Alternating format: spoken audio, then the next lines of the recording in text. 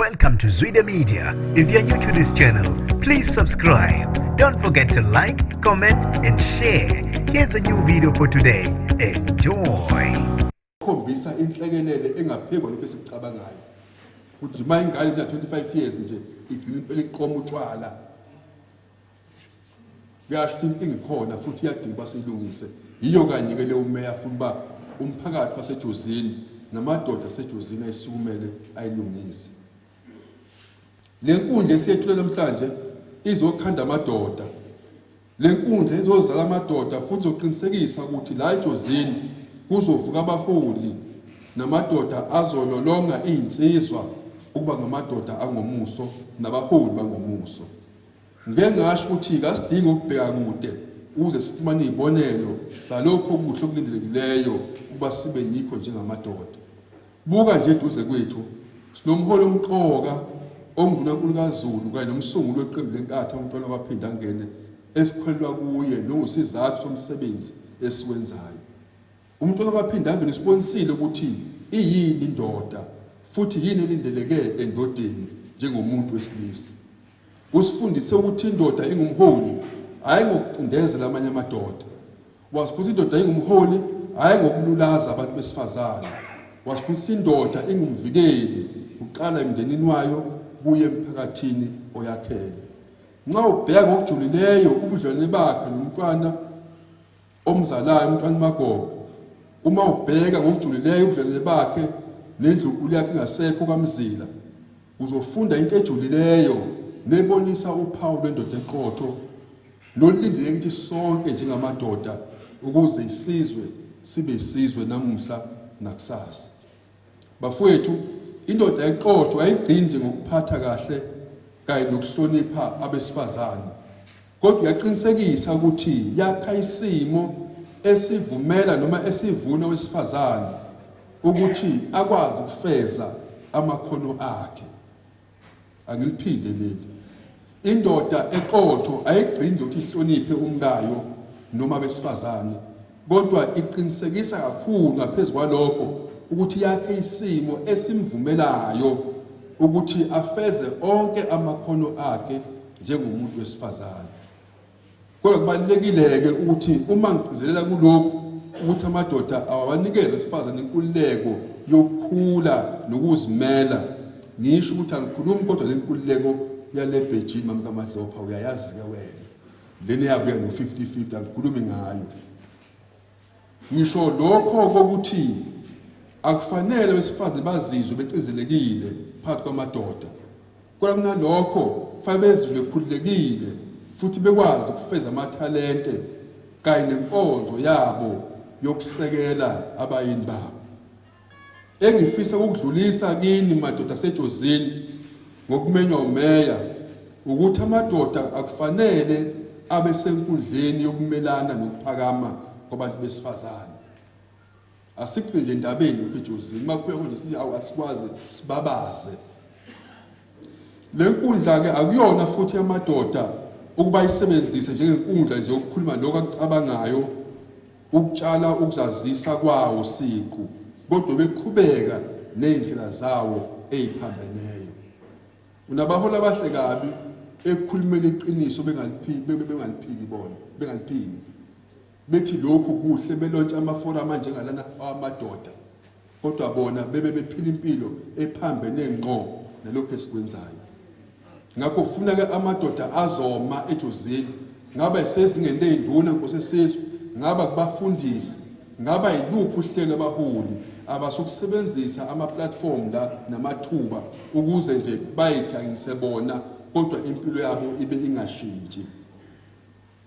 Kodwa le inkundla ukuqeqeshwa kwamadoda nawo uzaphinde futhi aqeqeshe amanye amadoda. Inkundla yokucobelelana ngamasu kanye nezakhi ezakha indoda yoqobo. Ngiyakhumbula nje ngikhula ngisafunda eprimary mama kaMadlopha ukuthi umfowethu omdala kwafika intombi ekuseni tathakusa savuswa izoqobo ekhaya. Waphuma ugogo eyendlini yakhe zaphuma zabaleka. Wabuza nje into nje yodwa nje, oh zayizobika isisu angizoqobo. Ukuthi usuyinkunzi wena. Wathi manje thatha uJosaka hamba uyosebenza. Wayeke isikole umfowethu wahamba uyosebenza. Ngoba thina sakhula nje sazi nje ukuthi nje uma uyinsizwa lapha ekhaya ingane awukwazi ukuthatha yakhe indlela lena nje ukuhamba nje ube inkunzi yonke imizi. Mina mama kaMadlopha manginganichazela ngenkolo ngiqala ukushela intombazana. I was 27 years. Ngithi intombazana ngiyakuthanda. Ngoba ngangiqeqeshwe kahle ukuthi yini indoda. Abanye babe ngithatha ngenye indlela kulungile lokho.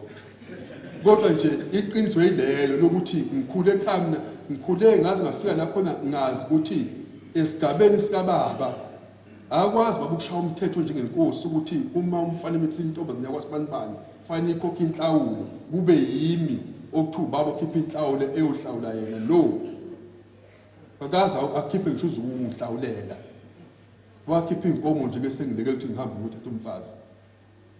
Ngakho indoda leyo eqala phansi ukuthi ubudoda bukhulelwa.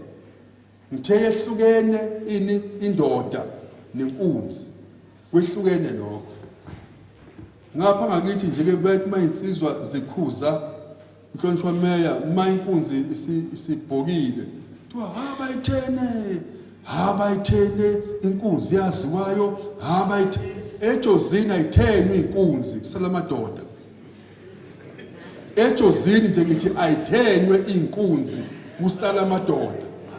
Ukuze izwe lethu likwazi ukuhamba liye phambili inkunzi fanele bayithenwe izwe liyakwakhiwa amadoda hayi inkunzi. Abanye bahamba kumadolobheni behlala nemaphala ufika umfana nkosami uba uthi unengqondo enhlaniphile muhle futhi kodwa ephele phambi kwethu. Zinkunzi hamba nje ikhwela ishiya ingane zingezwa ngisho isiko. Kudaleke igeneration engesiyo le esifuna ukuyakha thina la. Ngakho le forum yeni madoda fanele ilungise lokho iqeqeshe insizwa yakho. Bani sibongo baba. Insizwa yakho Mthembu ukuthi ikhuli ibe indoda ingakhuli ibe inkunzi. Ukuze manje nawe uyibuka phambi kwakho uthi yamfana ukukhula kahle uzube nethemba lokuthi umuzi kayihlo uyovuka. Ngakho lesinyathelo sakho meya senze ungaphezulu kwakho kahle ukucabanga. Yiso kanye esiyisiseko sokulungisa wonke lo monakalo ogcwele ezweni lakithi. Ngifisa ukuba lamadoda akasebenzise lenkundla aqini lamadoda azoba ingxenye yalenkundla. Ngifisa ukwacela ukuthi akungagcini kuphela ukukhuluma ngendaba zeyinkinga zamadoda ezithinta imizi. Kodwa njengoba umeya ethe ufaka imali lomsebenzi awayiphendule lenkundla yamadoda ibe ithuluzi lokuthi onke amadoda asejozini angene egxile kwezamabhizinisi. Asebenzise lenkundla ukuqinisekisa ukuthi ayasizana odwa njengamadoda ukuze kwakhiwe ama-co-op azosiza imizi. Kuthi indoda nendoda igqaje kuba indoda nokuthi yondle umndeni wayo. Ngoba yikho indoda engayigqaja yondlelwa ingane yayo ngenye indoda noma indlela uhulumeni ngenye indoda. Ngakufaka ukukhula insizwa mkaMadlopha ezothi uma mina ngingumfana nje ngingumzamo angifuni ukuzala ingane eyokudlwa umthembu. Ungayazi ukuthi ikhula kuphi. Ngakho uma siqala lesinyathelo asisho lokho ukujabula nokuthi size ngamakhumbi lapha sesizodla nokudla. Fanele basibhekane neqiniso leli elibukhuni ukuthi lamukelwe.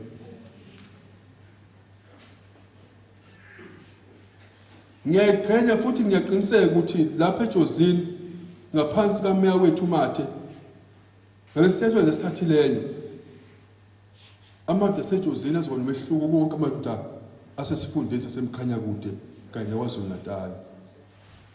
Nxa kuthiwa indoda ngumholi kusho khona lokho ukuthi zonke izinto ezinhle zilindele ukuthi zibonakale endodeni kuqala ihambe phambili kuyifeza.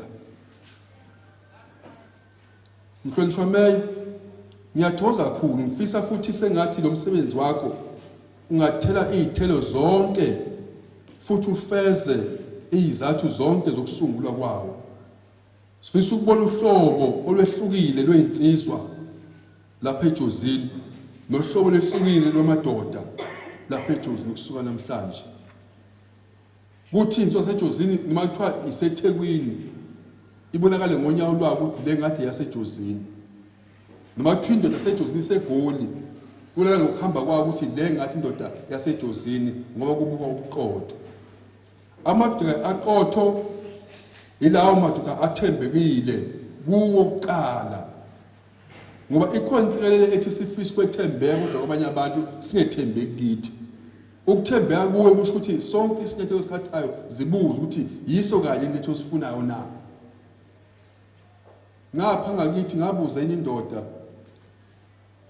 ukuthi uma insizwa yayo izalisa ijabule phela ngithi yakhwela inkunzi, kodwa uma kumithi ingane lapha ekhaya iyofisa ukubulela abantu bonke. Ngathi yazi yakhwela nezinye inkunzi angithi uma ku right yakhe iphuma ibhekele nezinye fanele ziphume zonke ngapha kwakho. Singajabuli njengamadoda ukuthi ziyakhwela ezenye inkunzi kodwa ezenu intombi lapha andifuni bayithinte ngezigaba kufanele bazoniwe. Amadoda ke aqotho ayayondla imndeni yayo njengoba ngishilo. Awondlelwa uhulumeni, awondlelwa ngabanye abantu. Amadoda aqotho ayayivikela emikhaya yawo, azimbandakanya zonke inhlelo zentuthuko ezikhona emphakathini. Akathi umeya mayibiza umhlangano indoda ihlala ekhaya kodwa kuze umeya esigodini sangakubo, akusindoda leyo. Indoda iyaphuma ithatha igile sayo iyemhlanganweni ndawo umeya bize khona abantu. Mayithi umeya nanku umango kufanele basokuqala njengamadoda, indoda ibambe lapho njoba akhuleka kini ukuthi ake nimsize ukuthi inkathi iwine lapha nenza kona lokho yikho kufunakala abantu kwenze ma esebemezile nibambisane naye. Le nkundla ke kayiguqule isimo lapha eJozini, isinika amadoda alesaba ihlazo kanye namanyala. Amadoda angesiwona amaxhwele ophuzo olidakayo naqegelwa isimilo, ngoba uma indoda iqegelwa isimilo lokho kudala ukuba kuzaleke izizukulwane esikhubazekileyo. Amadoda aqotho uma siyoba yiwo noma kuthiwa uMamandla ophazala ingane emakhaya azalo nduku ebandla, hayi umzonjani. Umzonjani uzalwa nje lo muntu esilisa umuntu ade ngimchaza, kodwa indoda izala unduku ebandla ukuthi noma ingasekho emhlabeni kodwa ishela ingane zayo igama ehlonishwayo nezosizakala ngalo. Funa uma uyindoda uzele ngisho ungasekho, uma ingane ibuso uzalwa ngubani isho uyise okhuluma nashintshe ngisho ukwenza ukuthi awu umuntu akasibanibani, indoda ke lesuyishiya igama elihloniphekileyo. Hayi indoda izala ingane enamahloni ukuthi ubaba lo nokumkhomba nje makuthiwa kunomhlangano wabazali ikhethe ungamtsheli umzali wakhe, ngoba hayi ngoba kungukuthi engenalutho kodwa ngoba isaba ukuthi uyawufika emanzi nte khonjwe ngaye kuthiwa nangu baba kabani. Ngakho ngizothi kini madoda aseJozini faba kuqale kithi la endlini sonke ngamunye nanjengeqoqo, sonke sisho ngamunye ukuthi namuhla manje ngiyashintsha. Njoba nami ngisho ukuthi mina UMzamo Buthelezi ngiyayikhethela ngaphandle kokuphoqwa futhi ngiyayibophezela ngokuzinikela ukuba indoda, hayi nje indoda kuphela kodwa kube indoda emadodeni. Uzehlukanise wena ukuthi esekhona onke amadoda. Ubani sibongo baba impungu, ubani sibongo Inkosi. Uzale Inkosi ube indoda le othi ngisho ingane zakho zabafana ukhulume oma emakhaya ekhuluma nentombi zabo ukuthi awu uma kodwa nangingaqoma kwaNkosi, hayi ngenxa yengane zakho ngenxa yakho ukuthi ube indoda abazi ukuthi uma ike yathola umntanakho likhona ikusasa. Nantu uhlobo emathufani basiwakhe, hayi ubhici.